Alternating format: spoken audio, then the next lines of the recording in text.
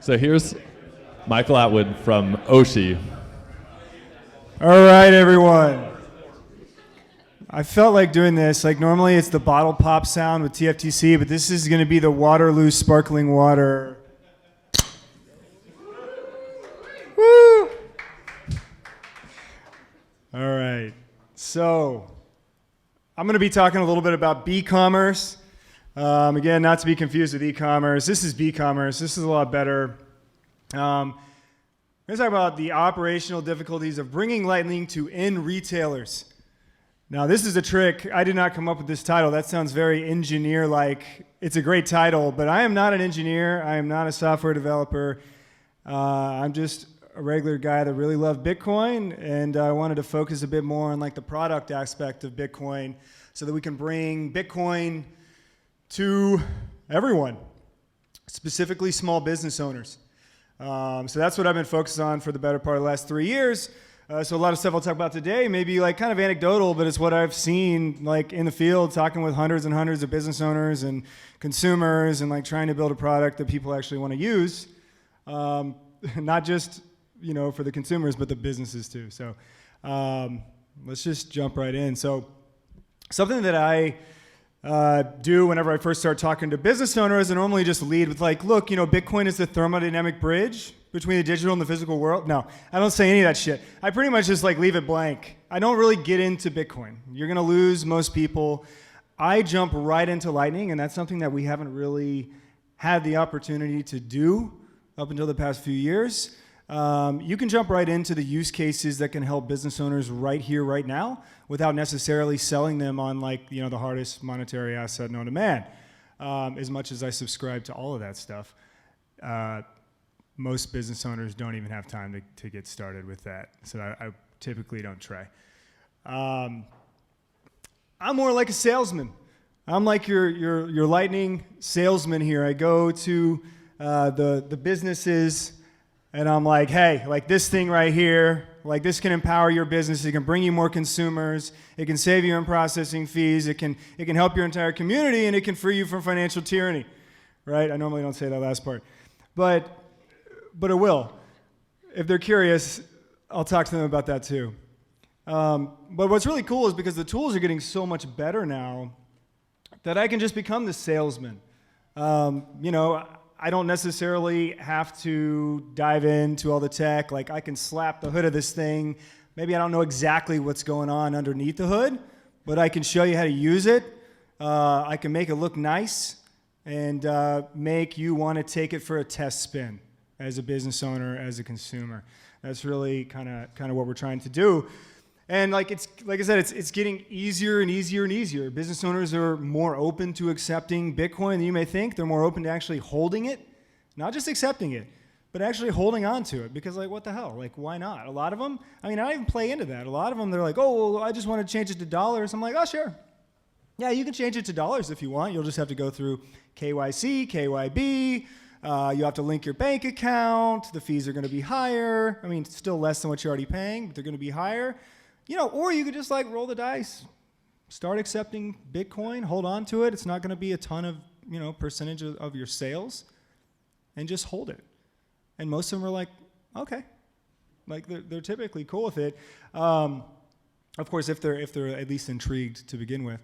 But yeah, more businesses are willing to try new things. They're looking for ways to differentiate themselves from the competition. There's a million different coffee shops. There's a million different restaurants. How do they stand out? Or, in a growing community of Bitcoin or crypto enthusiasts, how do they attract those consumers?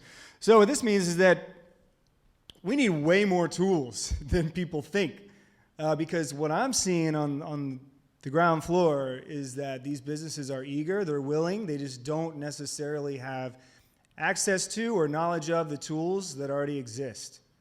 And that's where, as kind of the Bitcoin community, we really need to lean into that and help to educate them. There's all sorts of different people, whether you're a Bitcoin meetup or just an individual that is starting like Bitcoin consulting, or just, somebody that says, hey, like, I want to take Bitcoin to my town. There's There's so many people doing this all over the country now. Things like the Beef Initiative, let's say. I mean, they're straight up intriguing these farmers and ranchers and showing them that there's a better way to do this. You can bring new clientele. And like Cole from KNC, I mean, beef is like flying off the shelves. So, you know, it's definitely good for business. So we have the technology. So we have BTC Pay. You can do your self-hosted options. You have, non-custodial options that are cloud-hosted as well. You have things like Voltage, right, which is also really cool. You have OpenNode, which is, custodial. They're going to host it for you. They're going to make the onboarding really easy. They're going to offer US dollar off-ramps for the business, which also is nice for them. You have IBEX, which is, currently KYC free. You can take the funds and zip them over to on-chain address. And onboarding is super simple. You can be up and running within minutes to accept Bitcoin. I'll get to you in a second, man. I see you. So Galloy, they're responsible for Bitcoin Beach. They're responsible for a lot of the infrastructure, the community, kind of banking, Bitcoin banking infrastructure. Nick just spun up like a Galloy node. He's over here like doing the pleb bank of Austin, running on the Galloy infrastructure.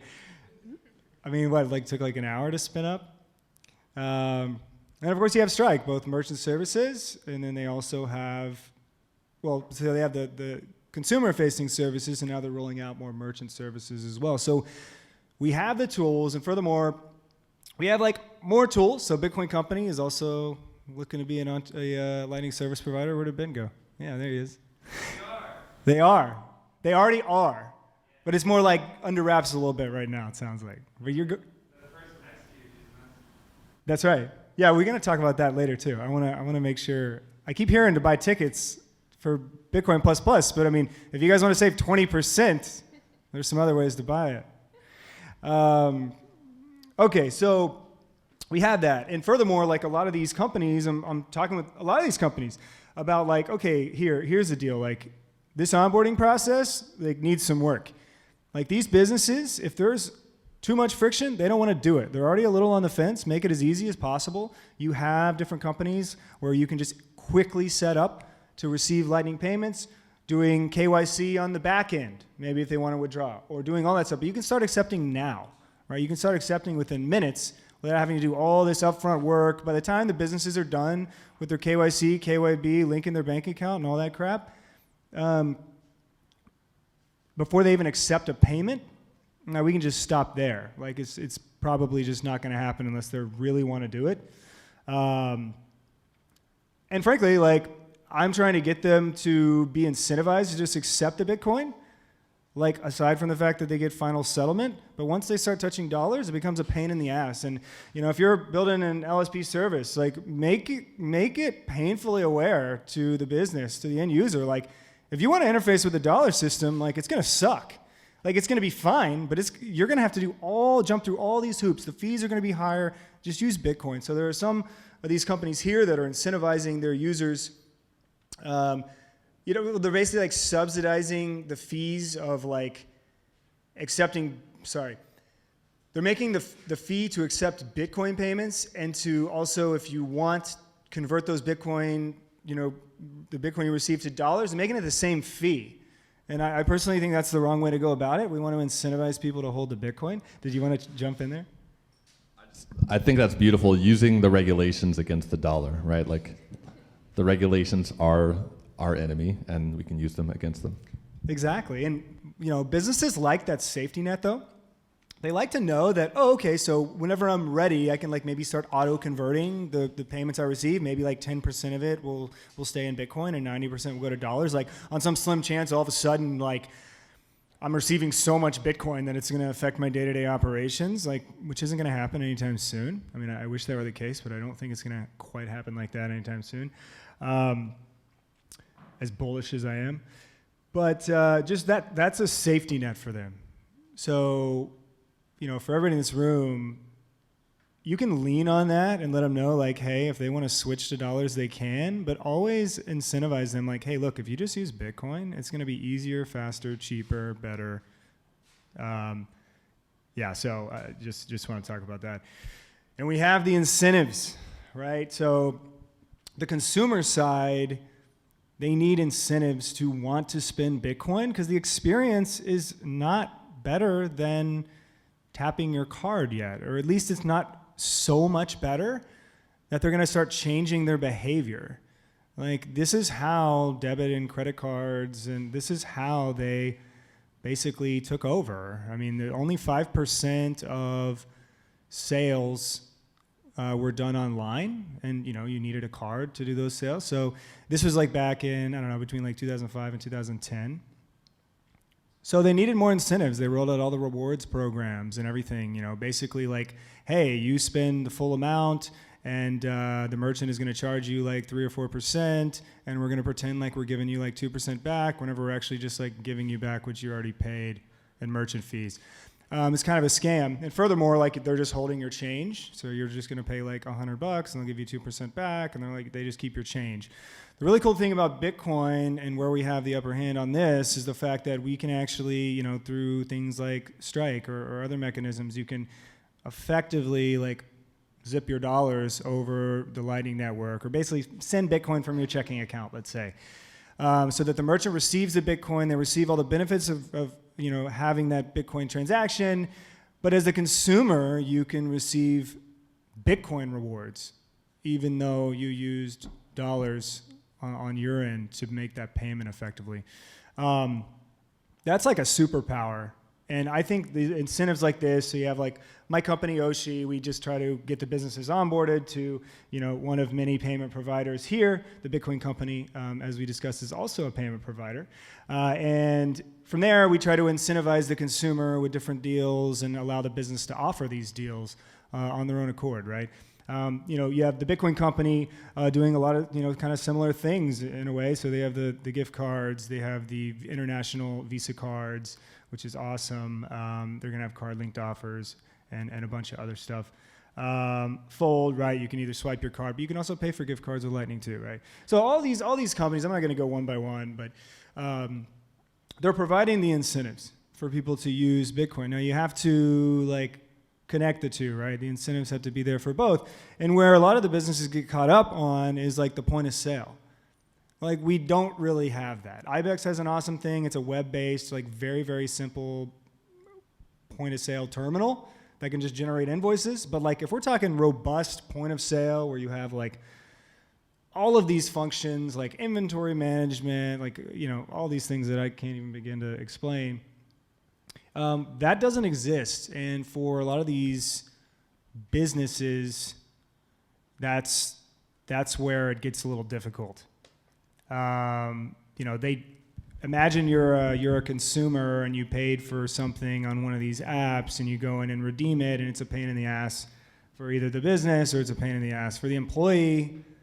And then as a consumer, you're like, well, this kind of sucks. I'm like holding up the line, like this isn't working as well as I thought it would, and then it just ruins the whole experience. So this is something that we're missing. So for like all the engineers out there, the developers, like and there are people working on different point of sale solutions.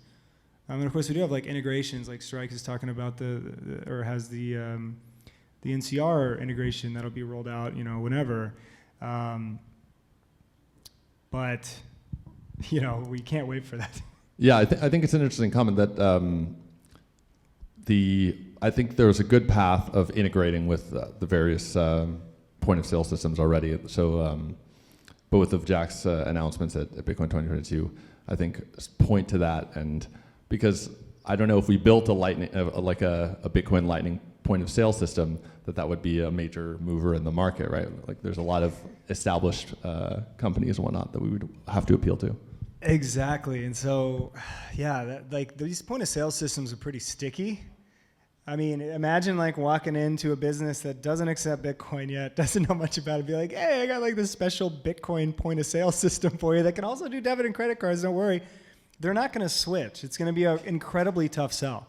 If they're already using Square or Toast, I mean, like, good luck. So yeah, we had to come up with like novel ways to kind of integrate into these point of sale systems.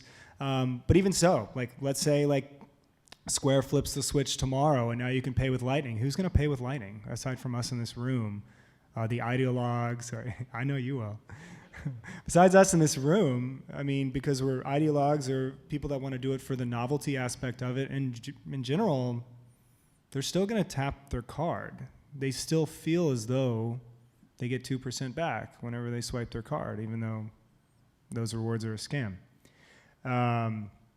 So yeah, these are just like some of the problems. And furthermore, you know, Lisa, you kind of talked about it today on TFTC. And like, let's say hypothetically, like you have Strike that is both the kind of like Lightning merchant point of sale provider, like even if it's an integration, they're providing those Lightning services to NCR, let's say, in theory. And they're also going to provide the incentives within Strike because Strike has different cash back. And of course they could do sats back in some way, shape or form as well.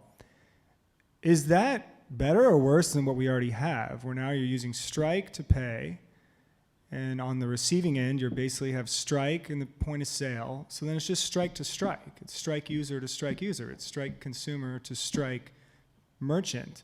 That's just a database entry. Now, yeah, you can use any wallet to pay, which is awesome. But I do have some concerns even on the like LSP side of things. There's all sorts of different ways to do it. There's things like Sensei and Greenlit. I'm kind of rambling here, so anytime you guys want to ask a question. But like there's Greenlight, and I don't know a whole lot about it yet, but I just know it's like kind of like parent node, child node, like liquidity is provided, like you have your own keys. Maybe it's like cloud hosted, maybe it's self-hosted, maybe it's both. Do you want to mic? Yeah. Go ahead. One thing I think is really interesting about the POS thing is that you can tell, like it's funny that an old cash register company would adopt this, right? Like it's very counterintuitive, but it makes sense because like the merchant is the person who gets fucked in the current system. That's where all the rewards come from. And so if you could say like, okay, well, do you want to like not get fucked? They're going to say yes to that. Like that's the one who's going to adopt it, right? So. Yes, yeah. The incentives are all there. Like the incentives are really there. It's like, I don't know, someone told me the other day, like Visa owns like 10% of Square. Like, I don't know, maybe there's some pushback there. Like, I don't know. I don't know about NCR. I mean, who knows? But maybe that's neither here nor there, but it's like the incentives are there. I mean, do you want to, how you put it, like stop fucking merchants, which are basically passing those fees down to the consumer anyway. Like everything could be cheaper, it could be less. I mean, let's just say, I'm going like a brief spiel here. Like for thousands of years, settlement was instant, it was final. There were no chargebacks. There were no processing fees. We used cash-like instruments, whatever it was, paper money, shiny rocks, whatever, doesn't matter. You had privacy. You didn't need permission. And for the past like 50 years, it's basically an anomaly. We've had an increasing number of payments done through financial intermediaries, card issuers, payment processors, and so on, where there's no privacy. It's completely permissioned. You have to, have a bank account or whatever or to access it. There's processing fees every single time you swipe that card. And now, like, Visa or MasterCard or whatever, all the intermediaries get a cut out of every single transaction that takes place at the local level. Right? Not just like online, but they incentivized everybody to now do it in store too. Again, it's more than just financial incentive, but the experience was nice. So Lightning can fix all of that. The incentives are there. People just need to take the big leap, and NCR, seems to be taking a really big step in the right direction. And, they're going to have leverage over all of the other point of sale systems, at least for now. Yeah, so one thing I heard from NCR is that, like, my understanding of it is that their vendors want their next, like, generation point of sale system to be able to process crypto. So I think this thing that you're saying about how, like, the merchants are the ones driving it is, like, at least true as far as I understand with, like, NCR stuff, yeah. Very interesting. Yeah, and ultimately, I guess, maybe the switch could be flipped, but it's all up to the merchants to actually decide to want to do it. But yeah, all of it's there. But my whole thing is like, I want the small businesses to do it. I don't particularly care about what Wall Street is doing and what the big corporations are doing. They're going to do what they do. This is incredibly empowering, and it really lifts up small businesses and puts them on a more equitable playing field, like for digital payments for the first time ever. And that's really exciting. So I guess ultimately, I wanted to give an overview of all this, and I wanted to be like, we need some serious tools. We've built all these different integrations with all these different payment providers, and like all the endpoints are different, and like everything's different. It's like a custom integration for everything. That would be nice to have something a little easier there. The onboarding process needs to be like one-click setup, which is already kind of moving that way. And then one more thing, the tipping is like terrible. People go, yeah, they can just download Move Wallet, I can tip them like $5. But they pool tips generally. They have to account for tips. This employee was working for 3 hours. This one just clocked out. They worked for 5. Like, how are we going to split that out? Do they want the Bitcoin? Do they want the dollars? You know, there's a lot of different ways this could be done. But, you know, just food for thought for this DevConf and hackathon. We need a really great way to be able to accept tips and then divvy them out based on who was on the clock during that time, based on maybe what wallet they're using or lightning address they're using or whatever. Like, that's a huge problem right now. Like, I can't even. I don't think there's any way to like underplay that or overplay that. So another angle on some of what you've been saying is that part of our role is, rather than having the merchant make a great leap, have them make a small leap because of the way that the ecosystem is integrated and easily available, right? Yeah. I mean, right now, you know, on Oshi, you select your payment provider. And I think this is also going to be critically important because we need like the free flow of like businesses to be able to pick and choose like a payment provider, like super easy. Like if they want to start with OpenNode, or if they want to start with, let's say, more of like a custodial, a great service, but it's like custodial or it's KYC'd and all that, and then let them start with that. Like, let them start. And then, but offer through these platforms the ability for them to like, oh, I want to be like a little more self-sovereign now. Like, I want to maybe use like Voltage. Like, I want to spin up my node super easily. I'm not self-hosting it, but I have my own keys. So here's the question. Let's look ahead a few years at some of the things they're already developing and imagine that future, and what might we need then? Because those are some of the things we could consider building. And so in that time, you know, the point of sale integrations will be in place. Probably Apple, there will be APIs for NFC, so the payment, like touch to pay, will be easily available. The integrations will be there. So what, in that context, do you think people should be thinking about? Yeah, so what I want to see is I want to see at the Square terminal, if you want to use like Square or like Cash App or whatever to host, like to be your LSP, then you can do that. But I want to see like on all of these point of sale systems and all these apps that have merchant services to say, oh, do you have like an IBEX account or an OpenNode account? Or do you have a BTC Pay server?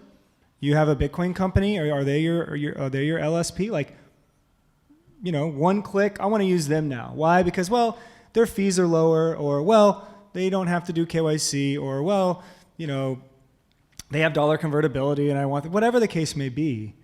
I think that will create more of like a free market too, and allow these LSPs to be incredibly competitive, which the consumer and the merchant are going to win there. But if we just like lock everybody in and make it super sticky, like I think we could wind up having a similar situation that we already have, where you have like a small number of payment providers and card issuers and banks and all this.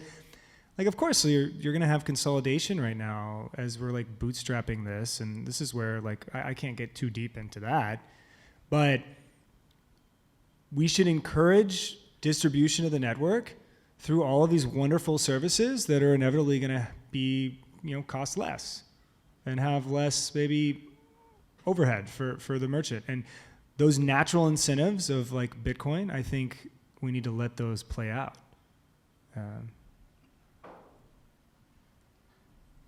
And to your point earlier about the risk of centralization, like if everyone's using Strike, for example, I think this is something that part of our role is watching for those situations, being aware of that risk, and building, like critiquing by building in response to that. Yeah, and like disclaimer, like this is what we do with Oshi. This is just how I see it. Take it with a grain of salt. I just think that you don't have to provide the infrastructure. In fact, I don't even know how much like the rewards platform and the LSP should be like in one, because then I feel like they can kind of like have a monopoly on the businesses they have, because they have them also accepting the payments on their behalf. And then I don't know, maybe it's good, maybe it's not. I just want to connect everything. Like I want the merchant to choose, and we're just facilitating like this marketplace as a, you know, so it's exciting. So no 51% attacks on like the LSP market, I feel like is what you're saying, right? Yeah, like, let's make it centralized like all the way through the stack. Okay. Yeah, like just distribute it. I think a lot of these different apps, like whether it's a podcasting app or whatever, like connect with whatever you want.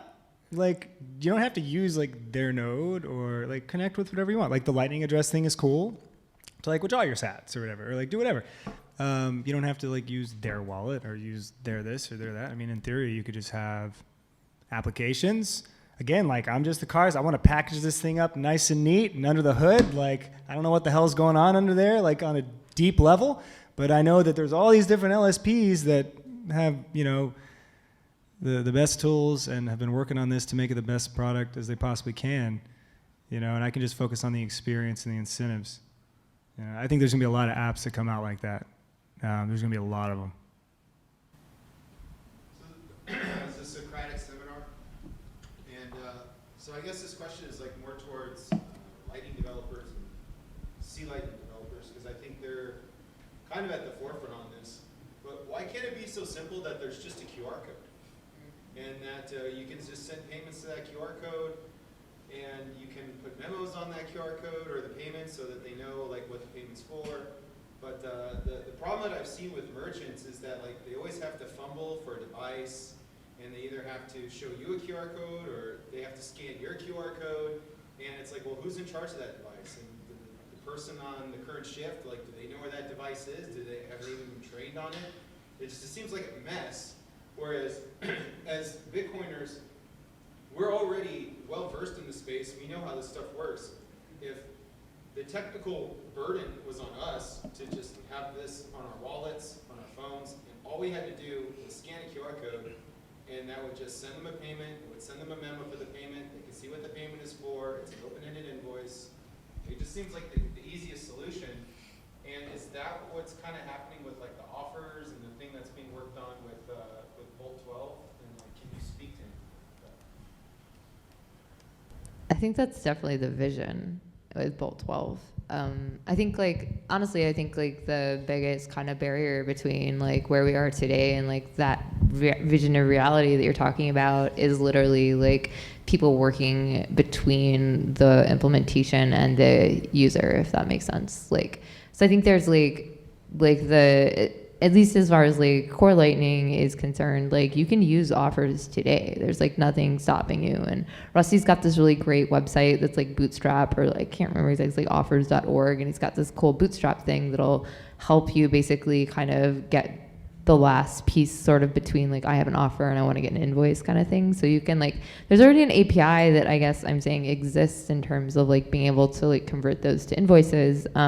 I think like, you know, really it's just like, there's no one that's building applications that use it. I think part of that is like, you know, core Lightning is a very small amount of like offer of wallets and like nodes right now. So while like, you know, we like to think of ourselves as like very forefront of like spec forward, experimental, like just trying different things in terms of making Lightning better. When we ship something, that doesn't mean that it's like accessible to most people that have Lightning nodes, first of all. You know, LDK is working on it, which means that there's a good possibility it might end up in the Cash App at some point soon, I think, which will make the number of wallets that support it like a lot farther along. But yeah, I think like the biggest barrier, like you know, the tech is there, like it exists, it works. It's really just at this point, I think like, you know, that like last 5,000 miles between like it actually is a thing and then like people have the tools in their hands that make it usable, right? So I think this is kind of like what Michael's like talking about though, in terms of like, you know, there's just like a bunch of stuff to be built that's like not like in the Lightning node exactly, but is like, like what is the payment flow? Like, how does that work? Like, how do you like get money? Like, how do you get like a payment to a person exactly? I don't know. Yeah, and it's the NFC thing would be a really big deal. Like what you're saying, like the static invoice. So they did that, or they do that in El Salvador, in like Bitcoin Beach. They have like, a static invoice, and you can scan it, and then you can like punch in the amount that you owe. So you walk up, and the business is like, oh, it's 2 pupusas, it's like $3. Okay, cool. I'm gonna scan here. I'm gonna punch in $3. I'm gonna hit accept, and then I'm gonna turn my phone around to like effectively the cashier and be like, here, look, my $3 payment's sent. But what I see, one of the problems with that is like, well, like, here's my screenshot of $3 like every time. And like, there's plenty of things. We don't have to make it perfect by any means right now. And that works there. But like at scale, I feel like that could be like super easily gamed. And of course there could be ways like, but if that payment could be maybe like communicated to like the point of sale, and then it actually shows up on the point of sale in real time, like boom, yeah, they paid it. Like we just received a payment for $3. It's probably this payment considering you have $3 in the cash, or like $3 rung up. Like, things like that, like just simple things. Or even, what I think about a lot too is like maybe more and more people are actually going to be participating in like e-commerce, b-commerce. Like they're going to be purchasing things maybe before they get there, or like as they get there. Maybe you don't need a cashier to like take your order anymore. Maybe you can order everything on your phone. It's super easy. You actually pay it. They give you some sort of token in which you can tap your phone, and it'll like populate the order. It shows that it's been paid. This could be like different, like the DID stuff too, like which would be really interesting. You don't think so? I think this would be so interesting to like basically tokenize like the proof of purchase, not tokenize it, the proof of purchase. I mean, Lightning already has proof And by of purchase. token, I didn't mean like an actual token. Yeah, but oh man, I don't know. We already have proof of purchases. You get like the pop, like pops.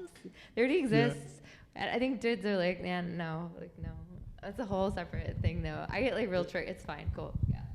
Hey, I'm open. I'm open to suggestions. Just to elaborate on, on this point, like I go to the process around IBEX payments, where it's like the merchant scans a QR code to bring up the wallet, types in the amount, shows a QR to the purchaser, gets it fulfilled, sees it on their phone. So you can think about like the different components of that could be eliminated. I think it's difficult to have. I mean.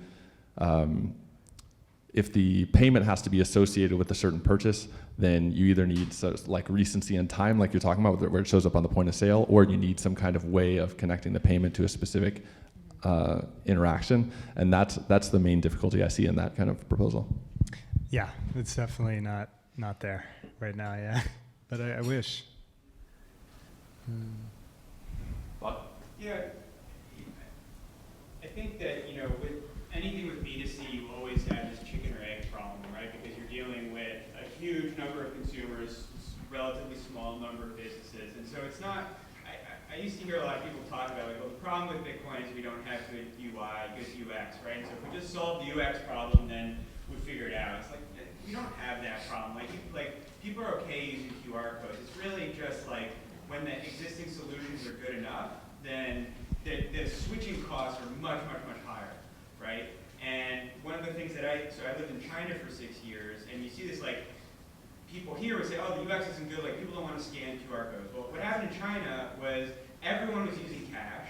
They never had to go, we used credit cards because we used to have like, you had that like carbon copy thing with the numbers, and then we went to, magnetic tapes, and now we have chips, and so it was like, it was all part of the process, but this whole system exists because of this carbon copying thing. In China, they went from cash, and they're like, okay, well, we all have our phones. The process that you just described that is like clumsy, that's what they've been doing at like literally a billion-person scale. Like there's a billion people that you go to like a fruit market and say, I want to buy this fruit, and they say, okay, here's how much you're going to pay me. They pull up their phone, and you scan it with a QR code. It's no problem, literally for a billion people. It's just about switching costs. So I think you said it at one point in your presentation, like the real thing is you cash them on the, like there are cost advantages to doing this, right? And so that incentivizes them. But probably where I think a lot of this stuff is going to come from is integrating with the existing system. The same way that like our NFC, like, you know, tap to pay stuff is still ultimately connected to the carbon copy stuff that people were doing 50 years ago. Like, you're gonna have a transition like that. So whether it's, you know, the Apple Card or, you know, Square or whatever. And the Square is another interesting thing. A lot of things, what they did is that in order to transfer over, like, here's a bunch of hardware. It's just gonna all be integrated in. Here, I'm gonna switch it over, and then you can tap to pay, and boom, you're done. You know, I think that's probably something what it's gonna look like. Yeah, I think you're spot on. I like that you brought that up too. Yeah, in China, like they do, it's like majority of commerce is done kind of like e-commerce, like on your phone. Yeah, and so, and then like of course, you know, the downside of what they did, they totally leapfrogged, right? But the downside is like, well, it's owned by like what, WeChat, Alipay, and then it's like, you know, but what we have the opportunity, like let's say they jumped into it too fast before it was ready, right? Before Lightning and like, you know, it was more feasible to do things like this.